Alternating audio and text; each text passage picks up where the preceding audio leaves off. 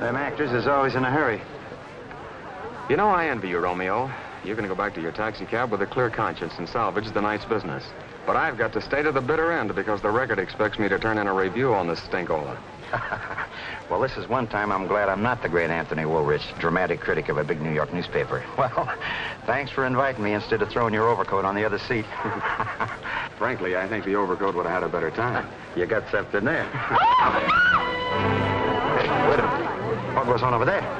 Oh, boy, it's a murder. Or maybe a suicide. Am I glad I come now? Come on, let's see what it's all about. The only murders that interest me are the ones on the stage that are neatly contrived. Oh, Tony, you're not going to pass this up. Why not? I'm a dramatic critic, not a legman on a police beat. It's outside my province. Listen, brother, I'm curious. All right, now break it up. Good evening, Lieutenant Wolf. Good evening, officer. Well, there's corpus delicti. Who's that bothering the body? Oh, that's just a hacky. He's got to stand near the theater, sir. Tell him to get out of there. What does he think this is, a wax museum? Yes, sir.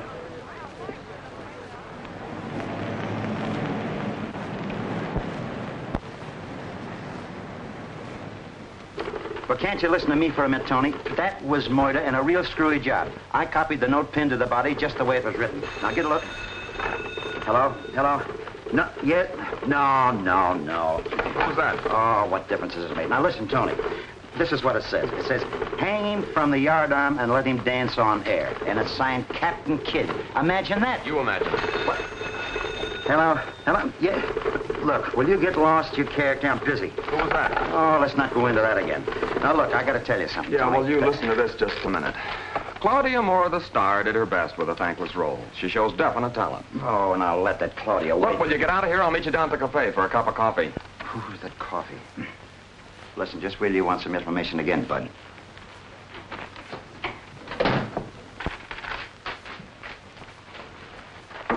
You go up to the Moore house and get all the dope you can. And make it snappy or we'll miss this next edition like we did the Bulldog. Happened at the opening of Claudia Moore's play. She's the daughter of Cecil, the big shot actor, and the niece of Jonathan the millionaire. The killer left a note. That's a hot story, all right. But why don't you assign it to somebody who can get the stuff for you in a hurry? What's the matter? You want to get back to your poker game? No, only this is theater stuff. Even that note sounds theatrical. Why don't you tell Tony about it? He knows the Moores. Well, he can dig up more stuff than I can anytime. Well, you go on down to headquarters and I'll tackle Tony with the Moores.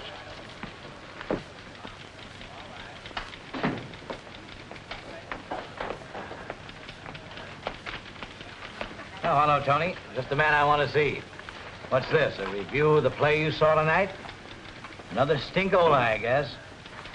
Well, Tony, I want you to help me out on a nice, juicy little murder. Just came in over the teletype. Tony, do you mean to tell me that you were at that opening tonight where that guy was murdered?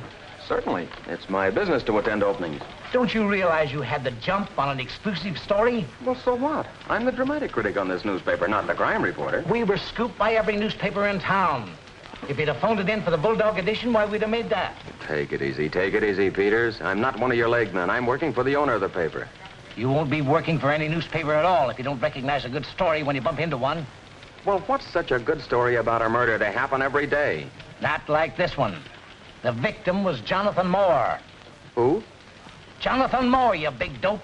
The millionaire brother of the actor Cecil Moore and the uncle of Claudia Moore, the star of the play that you saw tonight. Now, look. You know all these actors, Tony. Why don't you go out to Cecil Moore's house and give me an exclusive angle on this yarn?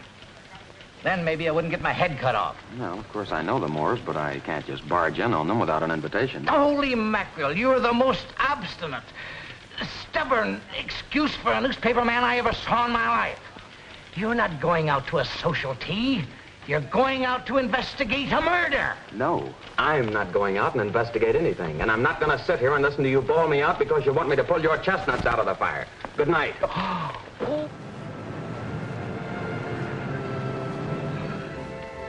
You know, Romeo, it seems like everybody in town knows I was at that opening. And what a bawling out I got from Peters. So I'm not a good newspaper man, huh? I'm dim-witted, am I? Hey, why don't you show that editor you're an expert at murder as well as the theater? I have a good mind to do it in self-defense. Atta boy. You know where the Moores live? Why, certainly. Let's get...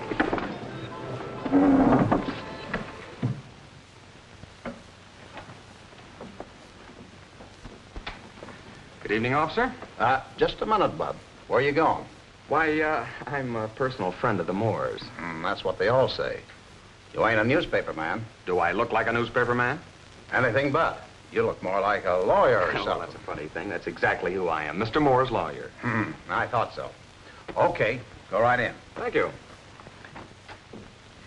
Miss Moore, is it true that your father... Good evening, Miss Moore. Well, who let you in here? I'm an intimate friend of the family. I came over to see if I could help. Who are you? I'm Lieutenant Walsh of the Homicide Squad. Well, Miss Moore, I guess I'll have to ask you fun. Why don't you let her alone? Can't you see she's on the verge of a breakdown? I'm here to solve a murder. Well, look, old man, why not come back some other time? You know, after the shock has worn off. Now, listen, young fellow. I don't need any advice from you. I'm here on police business. Understand? And we don't like anybody interfering with police business. Remember that. I'll talk to your father later, Miss Moore. Good night.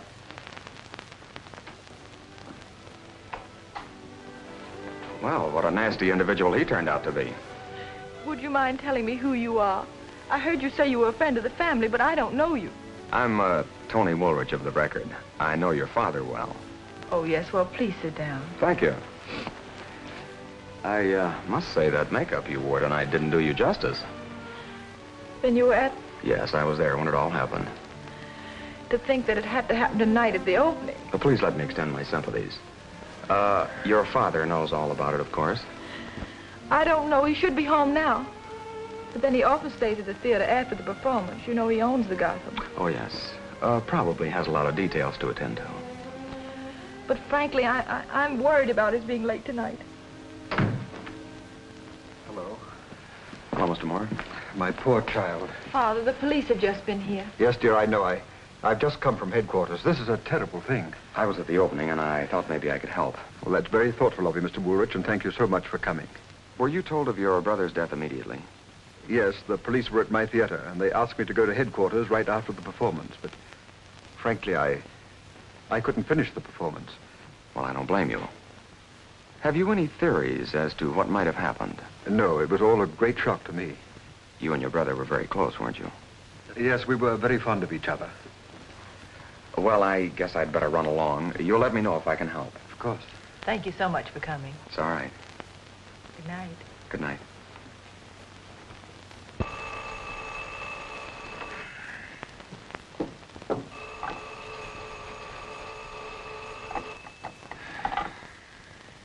Hello? Hello. Yeah, this is Tony Woolrich. Who? Oh, hello, Peters. Say, what the devil's the idea of calling me at this hour?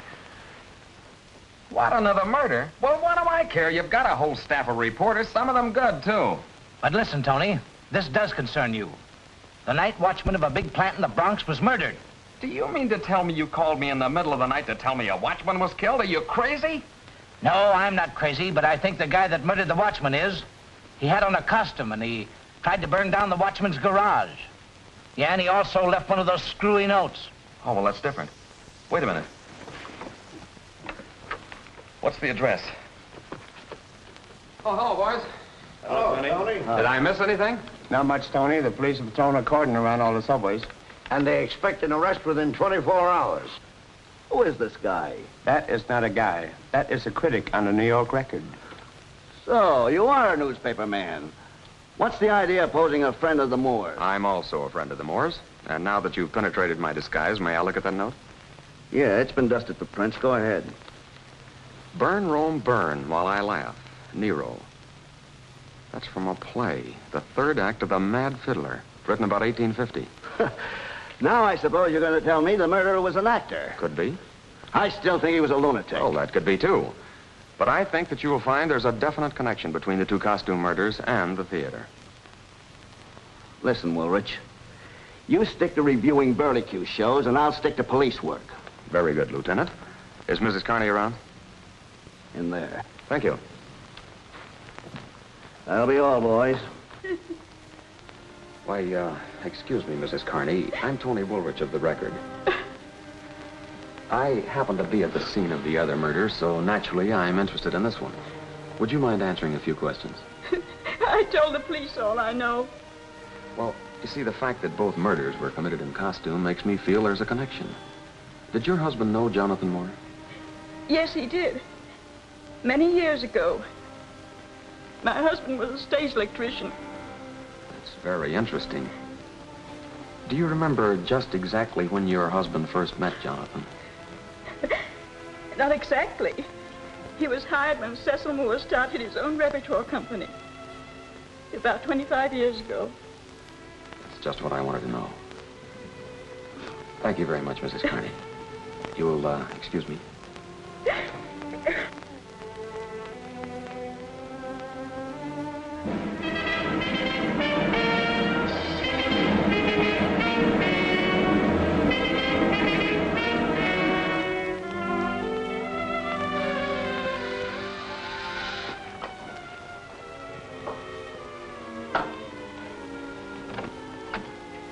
Good morning. Good morning. Come in, please. Thank you.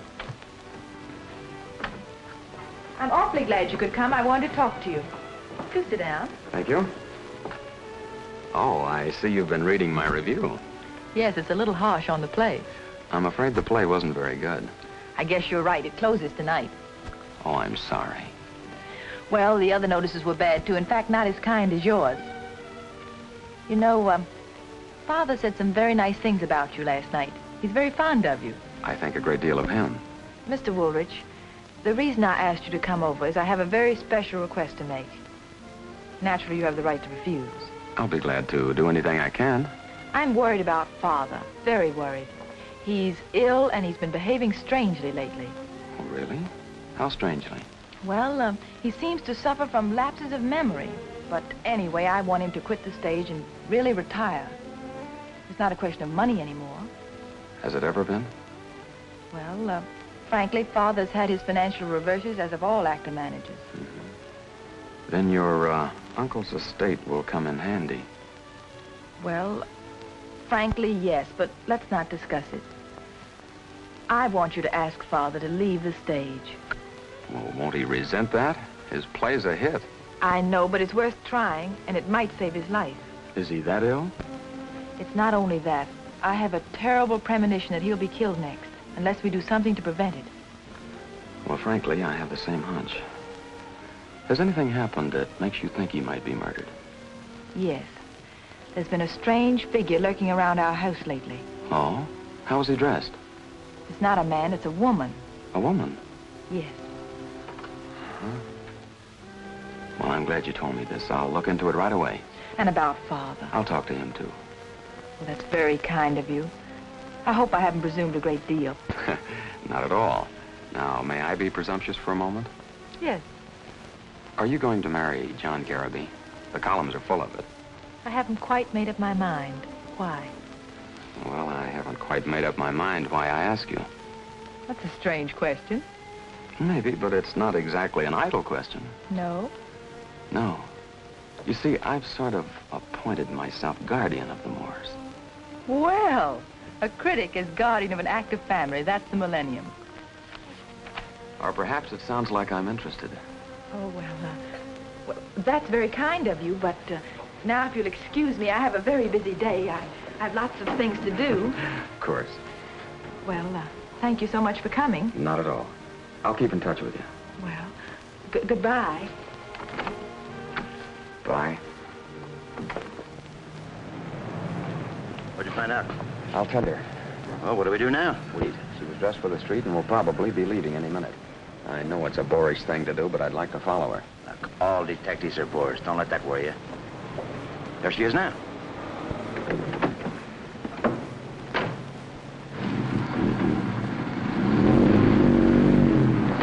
Okay, don't lose her. Don't worry. I've been out with real detectives. Mm-hmm. Well, don't lose her.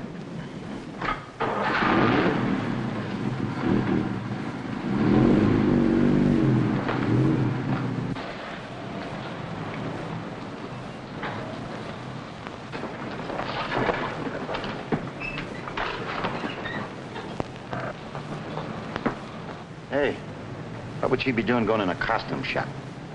Well, Moore's play is a costume play. Say, maybe you've got a thought there. See, she left it in the shop.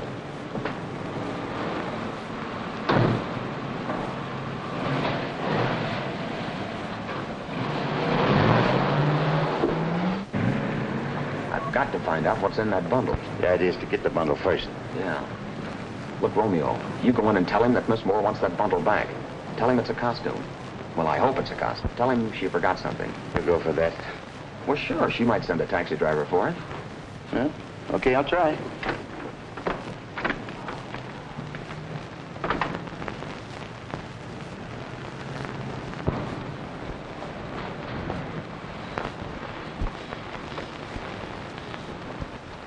Hello, Mike.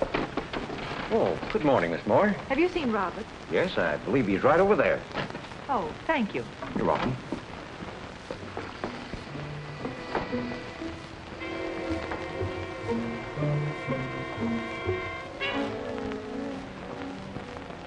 Oh, good morning, Miss Moore. Tell Father I'm having the costume mended. Parent says he's bringing it back tonight. Good.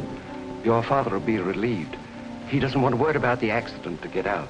That's why he sent you with the costume. I understand. No one else needs to know. I'll see you before I leave.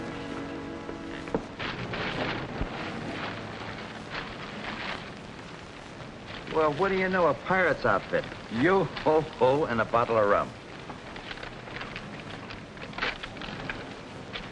Yes, and there's a hole in it, too. And it's a bullet hole. Yeah, somebody took a shot at somebody. Yeah, somebody did. You remember that actor that brushed by us at the opening last night seemed to be in a hurry?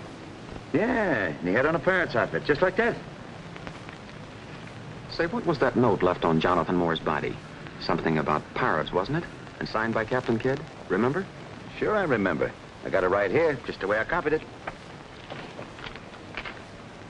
Hang him from the yardarm and let him dance on air. That's from a play. It's just like the note Nero left. And the play was called Captain Kidd. Yes, sir, to quote the bard, the play's the thing, wherein I'll catch the conscience of the king. Hamlet, Act 2, Scene 2. Romeo, you astound. Hey, I ain't called Romeo for nothing. Not when my real name's Egbert Eggelhofer. Egbert what? Egbert Eggelhofer. I got the moniker of Romeo when I started spouting Shakespeare at the boys. I was brought up on Shakespeare, just like the Bible. I haven't got time to listen to your biography, Egbert. Am I going to have trouble with you? Look, take this back to Monsieur Perron and tell him Miss Moore found what she wanted. Then we're going to the Gotham Theater and do a little investigating.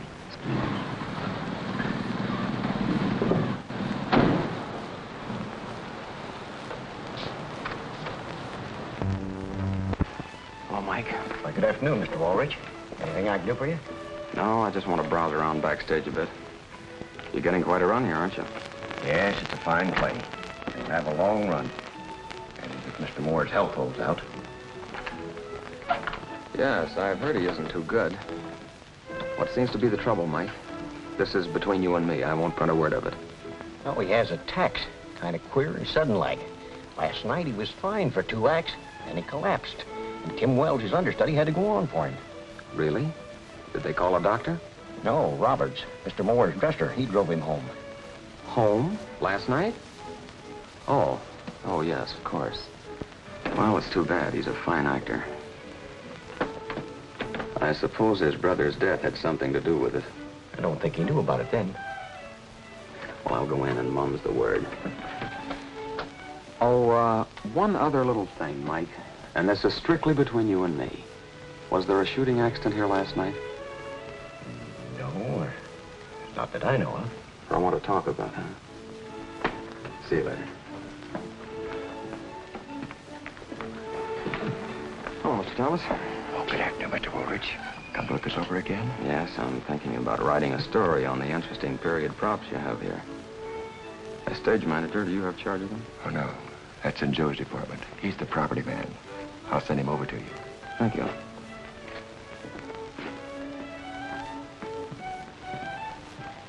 All right, gentlemen.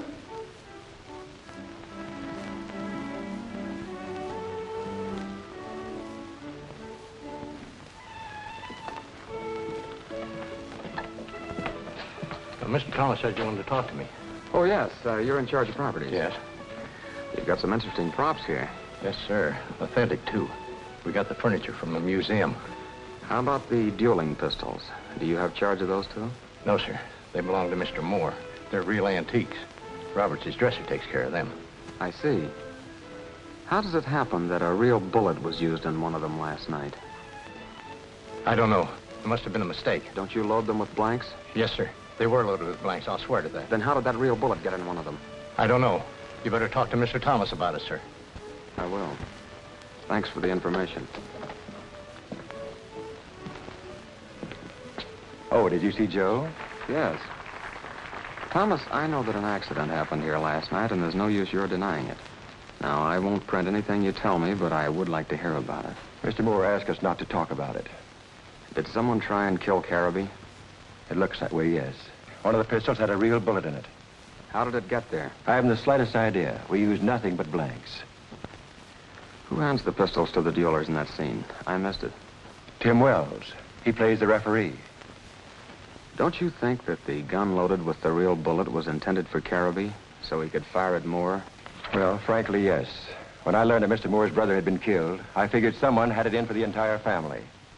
But, oh, here's Miss Moore now. Let's not discuss it in front of her. Oh, hello, Miss Moore. Hello, have you come to see Father? Well, yes, I figured now was as good a time as any. He's very much upset today. Oh, I'll pick the psychological moment to talk to him about retiring. Perhaps you'd better not force the issue.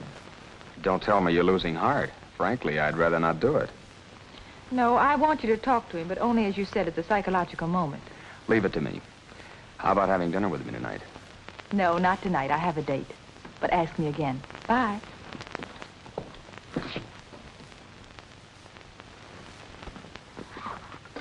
Hi, Romeo. I thought you said she wanted you to talk to her father. That's right, she did. Well, she better make up her mind. She's sure acting suspicious. Think so? You would, too, if you wasn't so busy gazing into a peepers all the time.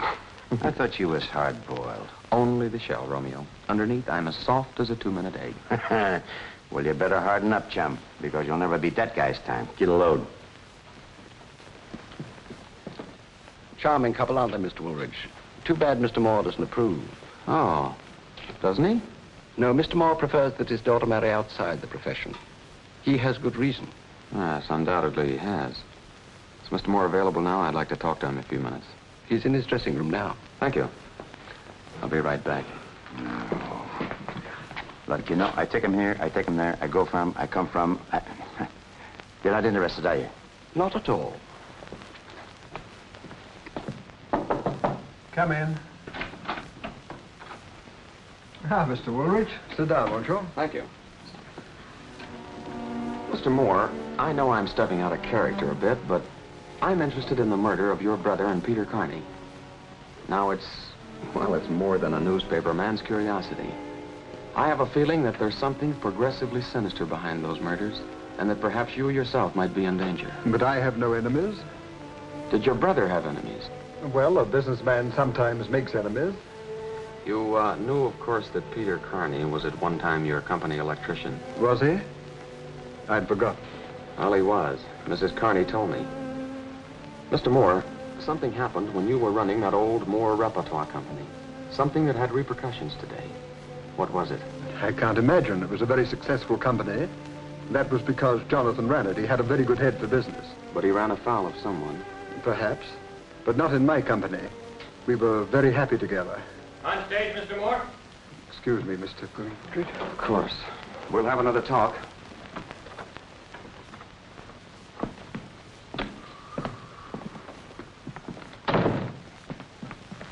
You were in there a long time. What'd you find out? Well, it seems that the old Moore repertoire company is the key to everything. Take me to the record. Take me here, take me there. All right, let's go.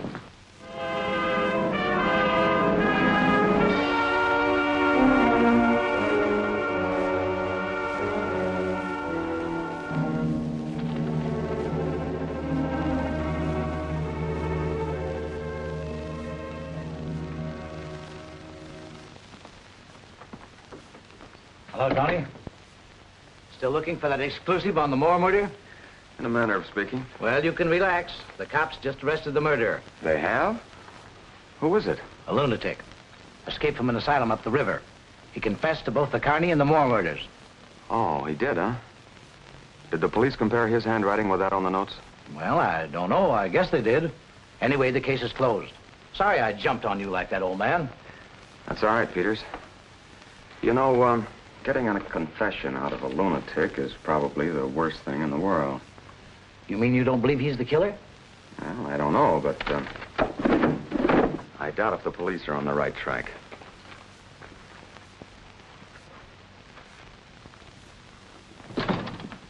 Hello, Mike. Hello, Mr. Woolrich. Say, Mike, you've been around the theater a long time, haven't you? Man and boy for 35 years. Knew many of the old-timers, too, didn't you? Oh, I've seen them all. The Drews, the Barrymores, Maud Adams, the Southern. Oh, I've seen all the great ones. Here's a program from the old Moore Repertoire Company. You recognize any of the names? Sure. There's old Tim Wells. That's Mr. Moore's understudy now. And Roberts, he was with the troupe. Anyone else? Yeah, I know that lady. Janet Hill. I didn't know she was with Moore. Runs a boarding house down on West 39th Street. Mostly theatrical people. Oh, she's a fine lady. Do you know the exact... Sure. Her name's Miss Buchanan now. Half a block west of 8th on the north side of the street. You can't miss it. It's the only nicely kept brownstone house in the block. Thanks, Mike. You've been a great help.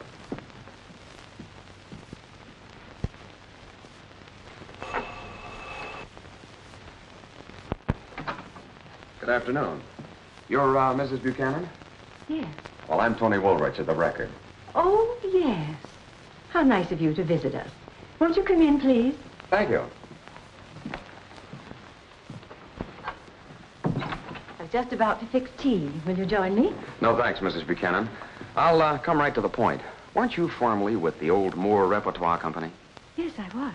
And you appeared in Captain Kidd and several of the other historical plays, didn't you? Yes. I was the leading lady. But why all the questions? Are you writing an article about old-timers? No, I'm not, Mrs. Buchanan. It's something much more serious. I'm investigating 2 murders. Oh. The murder of Jonathan Moore and Peter Carney. You knew them both, didn't you?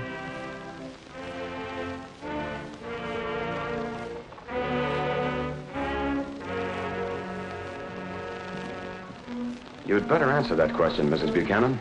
I don't see what right you have to question me like I'm this. not questioning you for idle curiosity. If you want to know the truth, I'm here ahead of the police. I'm working with them on the murders. That still doesn't give you the right to ask me personal questions. Would you rather the police ask them? What did you want to know? You did know Jonathan Moore and Peter Carney. Yes. What have you been doing around Cecil Moore's house lately? What makes you think it was me? Because I know you're concerned with the Moores. How directly, I don't know as yet. You're right. I am greatly concerned with the Moores. You see, Claudia Moore is my daughter. Your daughter? But she doesn't know that I'm her mother. I left her and Cecil when she was just a baby. And the circumstances were, well, unfortunate. Cecil divorced me. I've been trying to get up courage to talk to Claudia. But every time I see her, I lose heart. Why have you waited so long to make a decision? I never would have attempted to see them if it hadn't been for the murder of Jonathan. Now I feel that both he and Claudia are in danger. Oh, maybe I'm just imagining things. No, you feel just exactly the way I feel, Mrs. Buchanan. That's why we've got to work together to help them. Help them? How? To guard against that danger. I, too, feel that after Jonathan, possibly Claudia or Cecil might be next. Oh, no. But you know that's true. Why were they killed? I certainly wouldn't know about that. Take a look at this, Mrs. Buchanan. It lists Jonathan Moore as company manager and Peter Carney as chief electrician. Doesn't that suggest something to you? Why were they killed? What could have happened those many years ago? Mr. Woolrich, you're digging into the past like a ghoul. Why do you insist upon making me talk about things that are better forgotten? Because you know yourself there's a killer loose who is bent on wiping out all the Moores. Possibly everyone on this program. But in the paper it said that the police had arrested someone. No, the police, unfortunately, they aren't anywhere near the truth. Do you feel that you are? If you tell me what happened in the Moore Repertoire Company 25 years ago. Well, it began when I joined the company as ingenue. Both Cecil and Jonathan began to show an interest. But I was in love with one of the actors. Henry Winters was his name then. Suddenly one day, Henry disappeared into thin air. I was distracted. I even went to the police. But not a trace of him was found. And so you married Cecil. Why did you pick Cecil? Frankly, because I distrusted Jonathan. I always felt he had something to do with Henry's disappearance. Your marriage didn't work out. No. Guess I was too much in love with Henry. Well, I finally heard from him again. He was in Boston, playing under another name. I finally married him under his real name, Buchanan. Are you still married to him? No, I divorced him many years ago. He's dead now. He died in an asylum. His effects were sent to me. You know, he changed considerably after our marriage. He was moody and extremely jealous. Something seemed to be happening to his mind. I left him in order to save my own sanity. I understand. Mrs. Buchanan, would you do me a favor and come to the Gotham Theater with me? But why? To see if you recognize any of the other people who might have been with the old Moore Repertoire Company.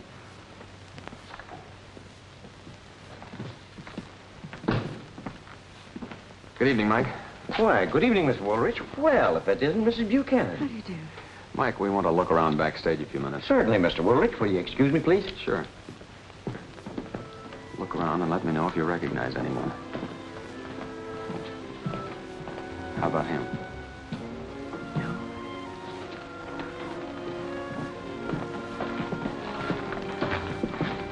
Him? No, I never saw him before.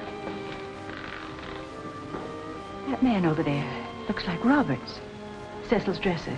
That's right, that is Roberts. Moore's had him with him all these years.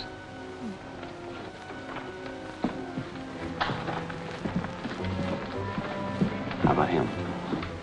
No. How about that actor over there?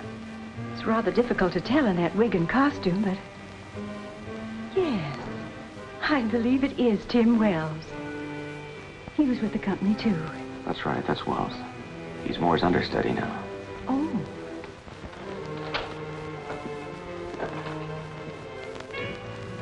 Oh, there's Cecil.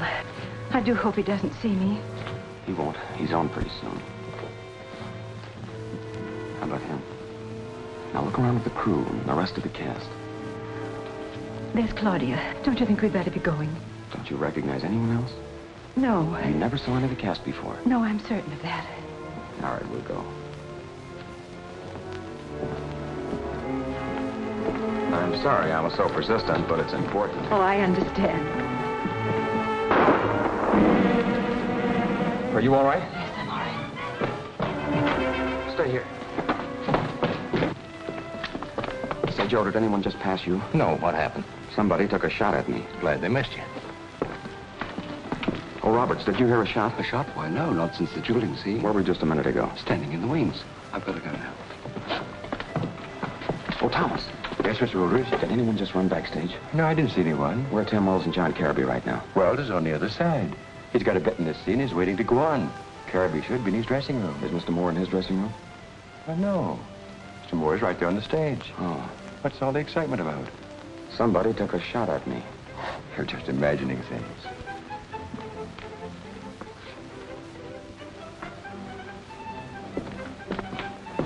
Did anyone go out the door? No, no one. Where were you a few minutes ago, Mike? Why, that is, well, I just went down to the basement to brew myself a cup of coffee. Please don't give me away, will you? I won't, but did anyone pass you down there? No, I got a little cubby hole down there. I did hear some footsteps, though. Who was it? Well, I don't know. I didn't see them. Oh, here we are.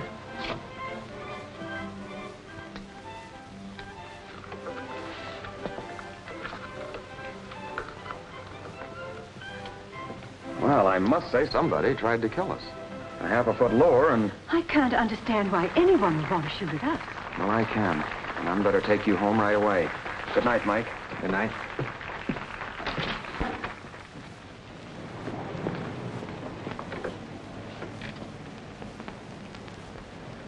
Romeo, take Mrs. Buchanan home and then come back for me, will you? Right.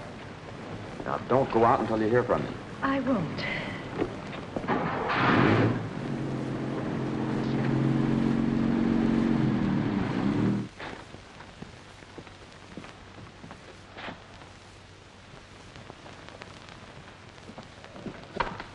Hello. Oh, hello, Tony. I'm ready to talk to your father now. Is he alone? He's gone. Gone? Yes, he became ill after the last scene. Wells is finishing for him. Oh, that's too bad. I'm just gathering up some things for him now. Suppose you let me take you home. My cab ought to be back in a few minutes. That's very kind of you, Tony. Thanks. Claudia, did you know there was another shooting here tonight? No, was somebody hurt? No, but the bullet almost had my name on it. But why would anybody want to kill you? I'm not sure the bullet was meant for me. Do you think it was meant for my father? Could be. Can't the police do something? Well, they made an arrest, but it's obviously not the right person. Oh. Boy, there's more, isn't it? Hey, look, I'm near a fire plug. Skip it. Take me to Miss Moore's apartment and fast. Why don't you take it easy? I'll work cheaper. Guy leave the country. I'm terribly worried. I'm sure your father's all right. Anyway, I'm glad you're both here. Don't worry, Toots. I mean, Miss Moore, everything's going to be all right.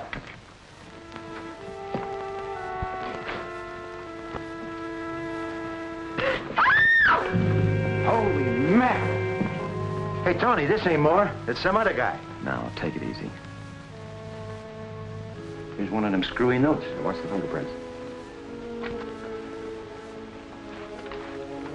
It says, when I returned from Elba, I swore I would kill my enemies. Napoleon. Put it back.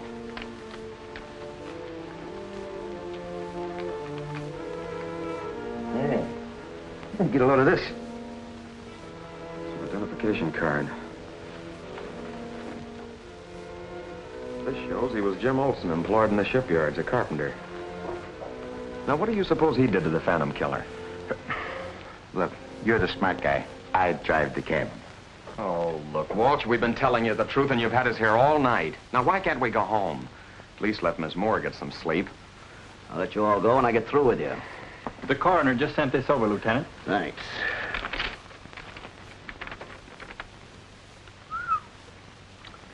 The coroner says that Olson was dead for several hours before you found him. Well, that's logical enough. Maybe the killer brought him over here. Why? Oh, I don't know. Maybe as a warning. To whom? Miss Moore? Is there any reason why the murderer should warn you, Miss Moore? Well, not that I know of. Well, good evening. Well, Mr. Moore, it's about time you got here. Is anything wrong? Where have you been since you left the theater? I visited some friends. I thought you took sick and Roberts brought you home. I felt better in the cab and had Roberts drop me off at a friend's house. Yeah? Who's the friend? Mrs. Buchanan. Well, you better have an airtight alibi. Why? Because there's been a murder committed right here in your apartment. A murder? Here? You heard me.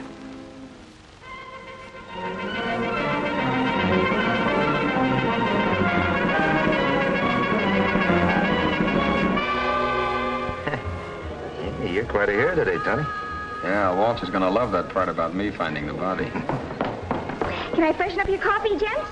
This time you can have it without cream or without milk. Now, just take your choice. This time we'll take it without wisecracks. What a dame. She's slapstick happy. You know, Romeo, I've been thinking, those murders didn't have to be committed by a man. A woman could have worn those costumes just as well.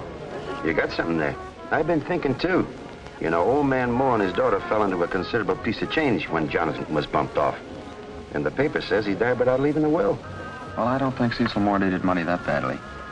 Anyway, I still think my original hunch is right. Somebody's trying to knock off the whole Moore family. Maybe. Hey, how about the John Careby?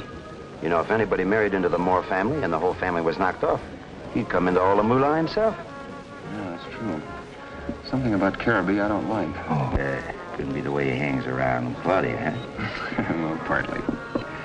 Let's go to the theater. I got an idea. Here we go again.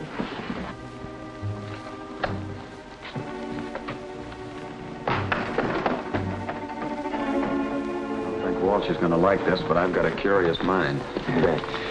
Got a curious mind, too. Hey, what are we here for, anyway? We're going to take a peek in Careby's dressing room.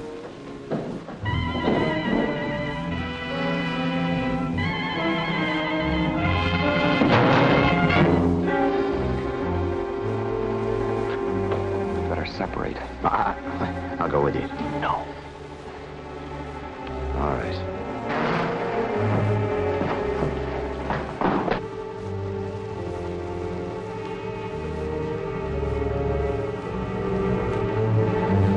Hey, Tony! I got him! Oh, brother!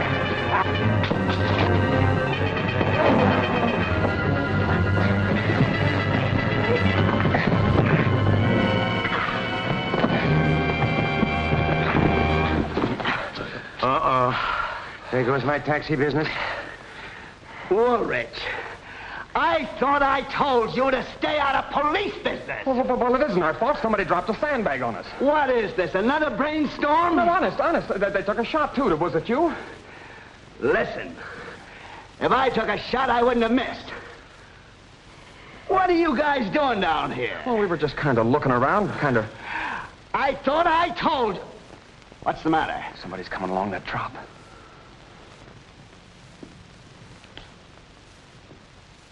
Well, gentlemen. Well, Miss Moore, this looks like old home week. I was just going into my father's dressing room. He asked me to get some things for him, if you don't mind. Now, that's just fine. And we'll go with you. Your hat, Lieutenant.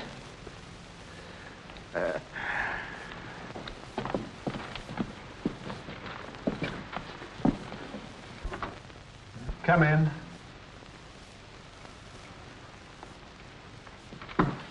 Why, Miss Moore, I thought your father wanted you to get something. Well, I guess That's right, Lieutenant. I left my script here. Claudia didn't know I was going to be downtown anyway. Well, now that you're here, how about rehearsing with me? I need to brush up on some lines. Would you care to watch? No, thank you. I've got to be gone. All right, goodbye.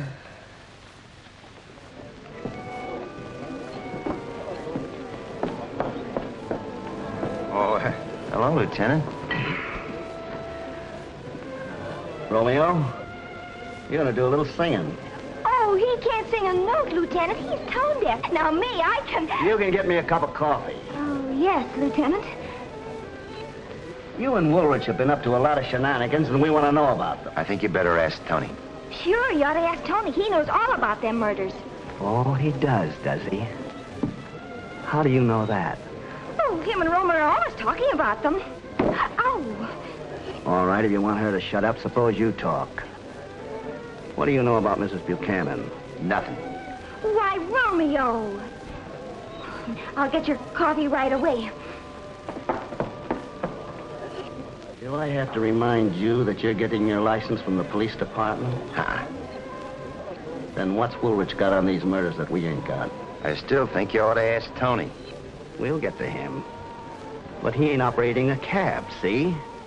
And maybe you won't be either. All right, let's go. Now, wait a minute. All I know about Mrs. Buchanan is she operates a Ham's boarding house. Somebody took a shot at her. Tony's got the bullet. So now he's a ballistic expert, too, eh? What else? Well, Tony's got some old theater programs with her name in them. That's all I can tell you, honest. Sure that's all you know? Sure, I'm sure. And Tony ain't gonna like my telling you either. We'll see about that. Well, here's everything I've got. Notice this bullet. It's a ball. Propelled by an old-fashioned pistol, no doubt. And such a pistol is being used every day at the Gotham Theater. Twice on matinee days. These programs were available for anyone who wanted to look at them. They're playbills from the Old Moore Repertoire Company. And our 3 murder victims are on them.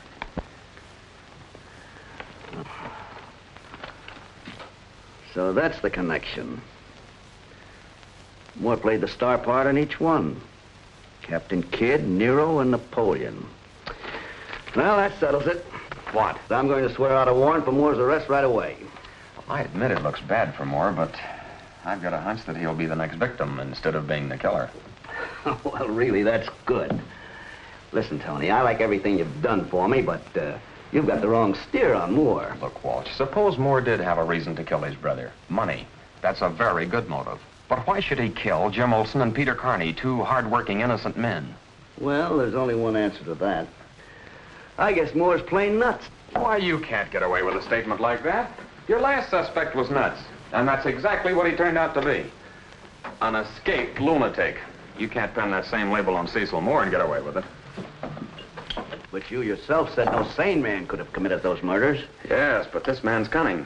He's posing as a sane man and getting away with it. Thanks. Where does that leave us? With a suspect? Where are you going to find him? By using Cecil Moore as bait. You mean as bait to catch the murderer? What else? Why, Moore's been playing in the theater for months. He's been using himself for bait, if the killer was after him. That's right. It's probably only a matter of time before the killer strikes at Moore. But I've got a different idea. If a pattern were followed deliberately, the killer might rise to the bait, especially if it were made easy for him. Oh, make it easy for the murderer to kill Moore. Exactly. Look, Walsh, time and place means something to that killer. Costume also means something. That's what I mean by the murder's following a pattern. Let's put Moore in a play where the killer can get at him. Julius Caesar, for instance. That's one of Moore's favorite roles. Why, the killer would give anything, take any chance to play Brutus to that Caesar. But you can't kill a man to catch a murderer. Have you gone nuts, too? I think I know how it can be done. Suppose I work it out tonight and give you all the details in the morning. Okay. But it's dangerous to leave a man like Moore loose.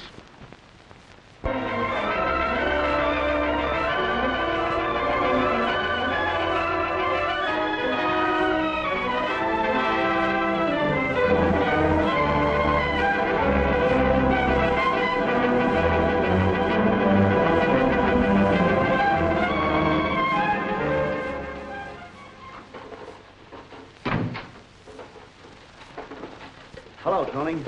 Oh, hello, Lieutenant. Sit down. Hey, what's the matter? You look a little worried. Well, there's no use of kidding. I am worried. Well, I don't see why. Everything's going along smoothly. Oh, sure. The benefit's going along okay. I just came from the theater, and there's enough actors down there to fill the Metropolitan Opera House, and they all want to play Brutus. Supposing we don't get the right Brutus. That's a chance we'll have to take. But I'll lay odds that the right Brutus will show up, and with the dagger. And supposing that dagger hits Moore in the throat, or some place that's not protected by that steel vest. That's another chance we'll have to take. You mean Moore will have to take? Listen, Tony, I don't like that anyway. Why, if anything happens, it means my badge. We just can't allow anything to go wrong. That's all right for you to say. You'll still be the dramatic critic of the record. And I'll be pounding a beat out in Flatbush. Flatbush isn't so bad. I was there once for a tryout. Come on, Lieutenant. Let's go get a drink. You look like you need one. No, Tony, I've got too much on my mind. I talked to Mrs. Buchanan again. She gave Moore another alibi. She says he visited her the night Jonathan was killed. Seems she sent for him. Didn't say why. That doesn't sound too good. They're hiding something, both of them. I had her room searched. Well, what we found I didn't like. Different costumes. Well, she's an actress. But these were men's costumes. Brother, we'd better go get that drink.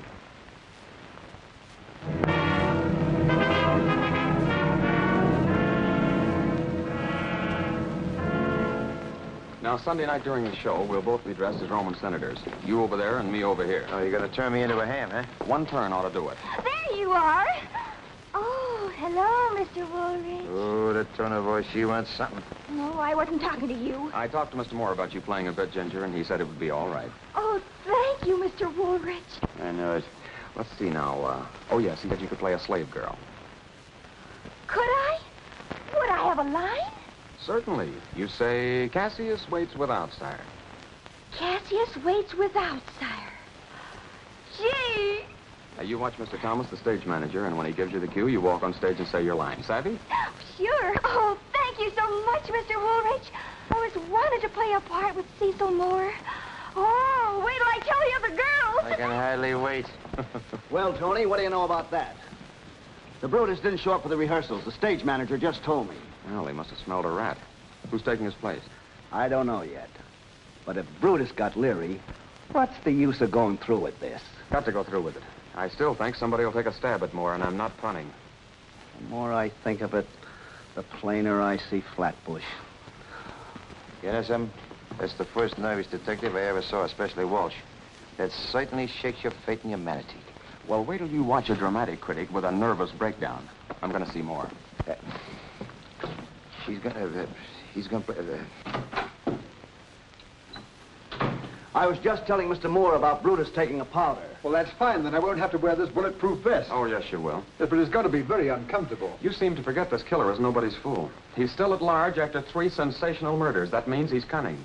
I wouldn't advise any of us to drop our guard. Maybe, but I still have a hunch that he took a powder. Come in. Look at this. I just tore it down from outside the theater.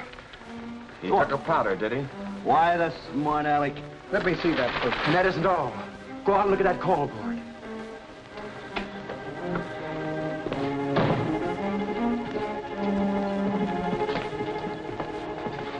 Look at that. It's fun. Say, boss, does that handwriting look familiar to you? I don't know. I'm not a handwriting expert. Well, I'm no expert either, but that certainly looks like the handwriting on those death notes. I saw the word death on it. Some practical joker, Claudia. No, Tony, Father's in danger. I know it. Now, Miss Moore, everybody on the stage is being watched, so you just take it easy. I have a feeling that there's something going on. Something I don't know about. What is it, Tony? Well, it's just an experiment, and I can't say anything about it. But I don't like all this secrecy, Tony, especially if it concerns Father. Trust me. You can, you know. Yes, I know. You've been wonderful about everything, Tony. Well, if nothing else, I've accomplished one thing. What's that? I've got you calling me Tony. Everybody on stage. I guess that means you, too. Yes, darn it.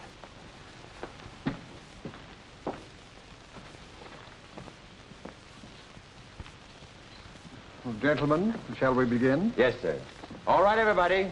Get ready. When I yell trumpets, the trumpeters will sound a flourish. That's the start of the scene. Hey, Tony, what do you know about that? Moore's understudy is going to play Brutus. Timothy Wells? Yeah, that's the fella. Well, that doesn't mean anything. In this scene, all the senators have knives. Brutus doesn't have to actually do the stabbing. After all the advertising you did for a Brutus? That was just to come on. The killer might strike through Brutus, he might strike through Caskia or Cassius or any of the other assassins in the scene. We'll soon know.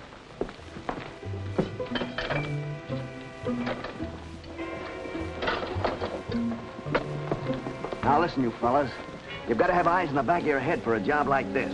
Anything that you see that's suspicious, why, just pounce on it. Understand? Right. All right, do you remember your lines? Cassius waits without, sire. The trouble is, I always want to say, without what? Oh, it's them bum gags that's got you. Why don't you forget them? I'll try. Sound your trumpets.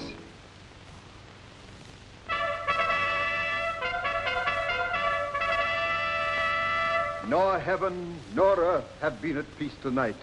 Thrice has Calpurnia in her sleep cried out, "Help, ho! They murder Caesar!" Mr. Moore certainly put on a lot of amateurs this performance. The taxi driver, that waitress, the newspaper man. Well, it's only a benefit. And you know how Mr. Moore feels about Woolrich and the power of the press. Cowards die many times before their death. The valiant never taste of death but once, seeing that death, a necessary end, will come when it will come. Caesar, beware of Brutus. Take heed of Cassius. Come not near Casca. Have an eye to Cinna. Trust not Trebonius. Well, that Caesar really had a lot of enemies. The old boy's really on his spot. Ginger, you're on next. Oh, my, what's my line? Cassius waits without, sire. Oh, wait a minute, let me practice. The carriage waits without. No. No, you're too late now. The rest of you on stage. Oh, Romeo. Oh, I'm sorry, Mr. Thomas. Yet in the number, I do know but one that unassailable holds on his rank, unshaked of motion, and that I am he. Let me a little show it, even in this, that I was constant Simba should be banished, and constant do remain to keep him so. Oh, Caesar! Hence, wilt thou lift up Olympus? Great Caesar. Doth not Brutus bootless kneel? Speak of hands for me. Speak of hands for me. Then fall, Caesar.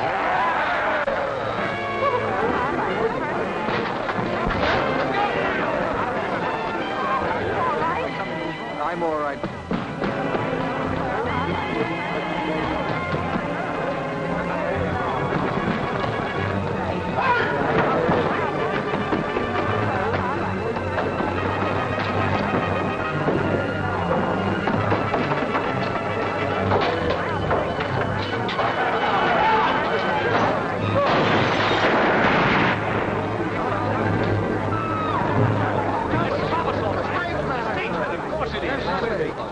to the end. Thomas, my stage manager.